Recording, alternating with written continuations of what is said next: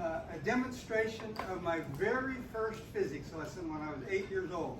So I was younger than you guys, and that's all I'm going to do today. Sometimes I come to class and I have a whole bunch of stuff, but today I just wanted to give a commercial, and the commercial is this. I'm here because Stephen really appreciates this class as a great group of students, and you want to learn, you're here to learn, and I really appreciate that.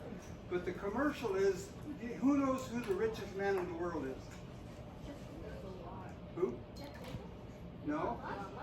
Getting it? Elon Musk. Have you ever heard of Elon Musk? Oh, yeah. Tesla cars and SpaceX and all of that stuff. Well, Elon Musk is a genius, and he says that college isn't necessary anymore. Everything you want to learn is on that iPhone. And I disagree with that completely. That's terrible to say that, because teachers have brought me through my life to where I am now. When I was 8 years old, I worked in the fields with Hispanics. Yo trabajé en el campo con mexicanos. ¿Cuánto entiendes cuando yo hablo? Yo hablo español. Okay, yo hablo español también porque yo trabajé. I worked in the fields with Mexican braceros, and they taught me how to speak their language. And it's helped me throughout the world. I've been to South America, Central America, Mexico, and I can always communicate, and that makes you special. So don't ignore your languages, okay? And don't ignore your teachers, because in the elementary school, I worked in the fields. I thought I would be a carpenter or a welder when I grew up. That would be my job. When I got to high school, my high school teacher says, well, and I took wood shop and welding my first semester. There's a crown. Where's that piece of wood we built? The throne right next Oh to yeah, it. we built that. Well, I thought I would be a carpenter. Well, one of my high school teachers says, you know, you should try science. You got a pretty good brain. So he said, if you work hard, you can be the best in the school. Now, there were only 80 students in my class, but I worked hard. I ended up being second best academically, and I took physics and really liked it. Had no idea. Then I went to college, and my physics instructors helped me. They got me my first job. And then I got my first job, I found out, well, you know, I can still go farther. I can get a master's degree. So I got a master's degree here at UCSB. I applied in a lot of places, and my professors here were fabulous.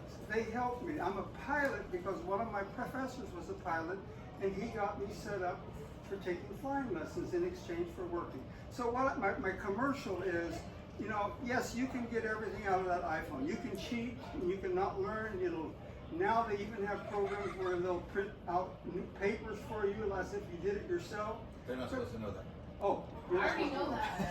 okay, but nonetheless, that's just cheating yourself. You want to learn everything you can, and you want to take advantage of your teachers. Okay, so my first physics lesson came when I was 8 years old, and at that time there was no such thing as this apparatus. Who knows what this is? Oh, it's so you know how much power the battery is. It's a voltmeter, but it has three main things. It measures voltage, it measures current, and it measures resistance. Well, we didn't have these. I was born in Oklahoma, and we traveled to California when I was 8 years old, and my father would always be looking for a battery that worked, but we didn't have a voltmeter. So this is the lesson. This is where my first lesson came from. He would take a piece of iron wire. This is called baling wire because when I was young, they put this iron wire around bales of hay. This is what they use now. It's a lot cheaper. Iron is expensive, but it was what was used when I was young. This is what you would find around the bale right now. Well, my dad would go cut off a piece of baling wire, and he would put it across the terminals of a battery. Now this happens to be a dead battery, and he would strike it, and nothing happens. He knows it's a dead battery. Yes. But now this is a live battery, and I have to be very careful because this is where I learned my lessons. He put it here, and he would drag it across, and look at that spark. It's sick. Okay, it's big. Well, guess what little Elwood did when he was 8 years old? He held it like this and jammed it down there, and it got red hot and burned a huge scar in both of my hands. So I don't do that anymore. What I do to demonstrate this is bring with me a pair of pliers, and you will see how, you can see this was a pretty good lesson, wasn't it? Well, Dad, before you do that, so that battery that he's using, I literally just got that out of my cart. So this is a very common car battery, 12-volt battery that's in my. I'm holding it up. That's in my cart. So this is around all of you all the time. That's what he's using right It's now. a big, strong battery. Well, look what happens, and imagine what happened to my hands. Let me get this down here a little farther. We'll make a contact there. Whoa, Look at that wire. Whoa. See it? See that? Oh my. That's sick. But That's what happened to my hands. Put in water. And that was not good, but that was my first physics lesson, and I'm 85 years old, so that was 78 years ago, and I've never forgotten it, and I want you to know about it because my father, he wasn't tricking me, but he never pushed it down there. Watch what my father did. He would snap it, and he would look for the spark. See the spark there? And if the spark is there, he knows it's a good battery. And if there's no spark, it's a bad battery. So that's the first physics lesson. And he uses iron wire because it doesn't conduct electricity as well as copper wire. This is copper inside here, and in all of your walls here, they have copper wires, and this is copper wire that has a shellac coating, this one has a plastic coating. And so I just want to put one little formula on the board here for you. You all know fractions, right? Yeah. Okay, well, I don't know if you know formulas, but in a physics class, I represents current, V represents voltage, and R represents resistance. So this battery has, it's a 12-volt battery? 12 volt. Okay, I can put my fingers across it and notice nothing is happening. Yeah, because you need both. But it's going through me. There is current, there are electrons moving through my body. My body has a lot of resistance. If this is a big number, then it's like 1 over 10,000, then I would be a small number. In other words, this is like 12 over 1,000. Because my body has a huge amount of resistance. So I can do this without even thinking about it. I don't feel a thing. And you can do it. It won't hurt you. But if this was a wall plug, 110 volts, and you did that, it would kill you. Yeah. Because if this is now 120 volts rather than 12, that is a high enough voltage to put electricity through your nervous system and it would kill you. So you need to know that I is current. R is resistance, and V is voltage or pressure. This will help you remember. Voltage represents the electrical pressure. Current just represents the electrons moving through the wire, and R represents friction, how hard it is for the electron. Yes, ma'am. So, I gotta speak up. I'm hard to hear. I was plugging in plugging in something to the wall, Yeah. and I accidentally touched the metal when I was just touching it, and it shocked me. Yes, and that's because part of the wire in your house is connected to the earth. We call it an earth ground. And if you were standing on the earth and you touched the wrong wire, you would feel a shock, and you did it. So that's why you have to be so careful with 110 volts. We in America are lucky because we only have 110 volts. In Europe, England, for example, they use 220. That allows them to use smaller wires, but it's way more dangerous. Yes, ma'am. Last night when my cousin was at my house, she was holding a soda and she plugged her phone in and it shocked her.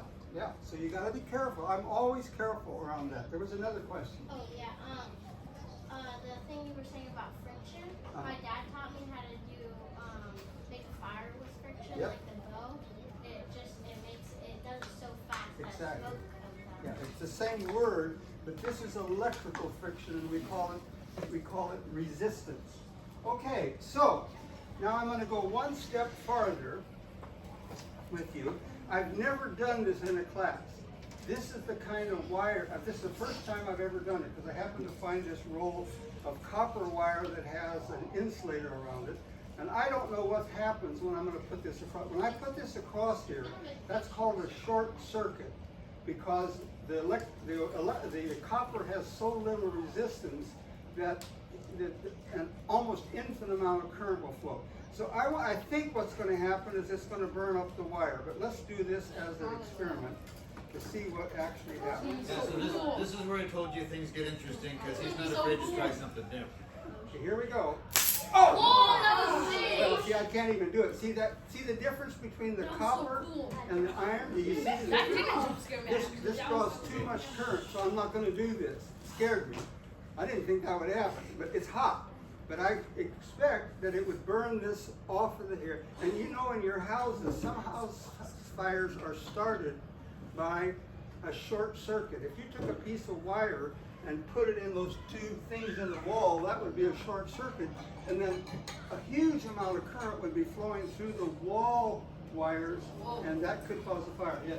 So explain to us what you felt there that was so different from the first time. Well, it got hot right away. Even with the wires, you can do it? I could, yeah, and well, I feel the wires already hot. And I could tell from the size of the spark that it was a huge amount of current. Copper is a very good conductor. That's why we use it. Okay, we use it in our automobiles for the generators and the circuits, and we use it in our cars. So I'll try it, but I might ruin your battery. You left that on there a little longer. Probably not. Let's do this. Don't ruin my battery. Well, okay, I'll ruin that. That's like a $300 battery. So. Oh my gosh. We can all make lemonade stands to buy. Okay, now I can buy that. Hey, I want to go one step farther. Okay. Because, remember, I can touch this and I'm not at all worried. I don't feel a thing. You guys can come up here and do the same thing. can you explain resistance, why you can do that? Because Mateo's observation at first was that you weren't touching both sides. I am. But you are doing exactly Yeah, that and with there's the wires. current going through me, but my body does not allow the electrons to move from atom to atom like copper allows the electrons to move from atom to atom. Okay? That's the difference. And then a higher voltage would force. A higher voltage would force more electrons. It's just like I'm blowing easily or I'm blowing hard. That's high voltage, that's low voltage. So does everybody get that? That the battery is 12 volts and the wall is 110. Most little batteries that you buy from the grocery store would be 9 volts, 1.5 Oh, volts. this is gonna be so cool. Never bought it. Let's try it. I don't know whether I'm brave enough to do this.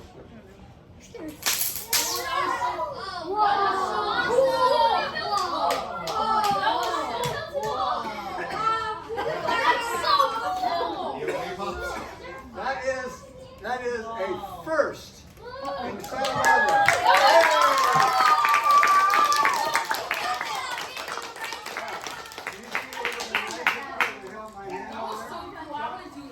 Oh no, we don't want to do that. That was so